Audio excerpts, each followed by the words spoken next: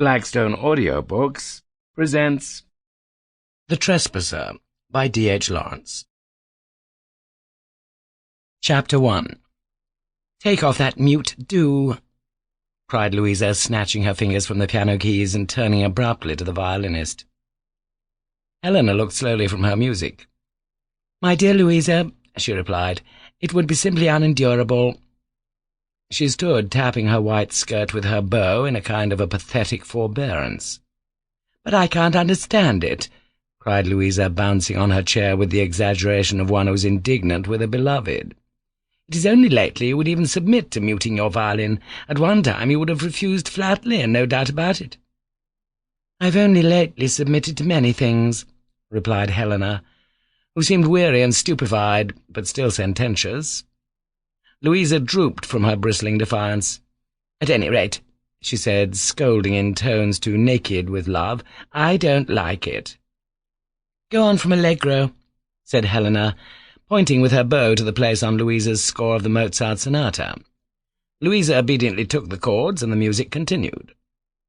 A young man, reclining in one of the wicker armchairs by the fire, turned luxuriously from the girls to watch the flames poise and dance with the music.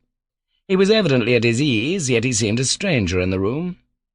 It was the sitting-room of a mean house standing in line with hundreds of others of the same kind, along a wide road in South London. Now and again the trams hummed by, but the room was foreign to the trams and to the sound of the London traffic. It was Helena's room for which she was responsible. The walls were of the dead green colour of August foliage. The green carpet, with its border of polished floor, lay like a square of grass in a setting of black loam. Ceiling and frieze and fireplace were smooth white. There was no other colouring.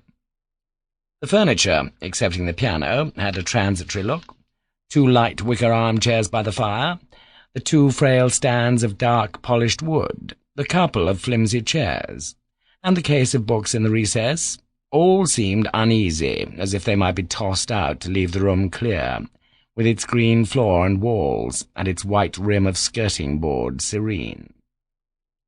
On the mantelpiece were white lustres and a small soapstone Buddha from China, grey, impassive, locked in his renunciation. Besides these, 2 tablets of translucent stone, beautifully clouded with rose and blood, and carved with Chinese symbols. Then a litter of mementos, rock crystals and shells and scraps of seaweed. A stranger entering felt at a loss. He looked at the bare wall spaces of dark green, at the Sample complete. Ready to continue?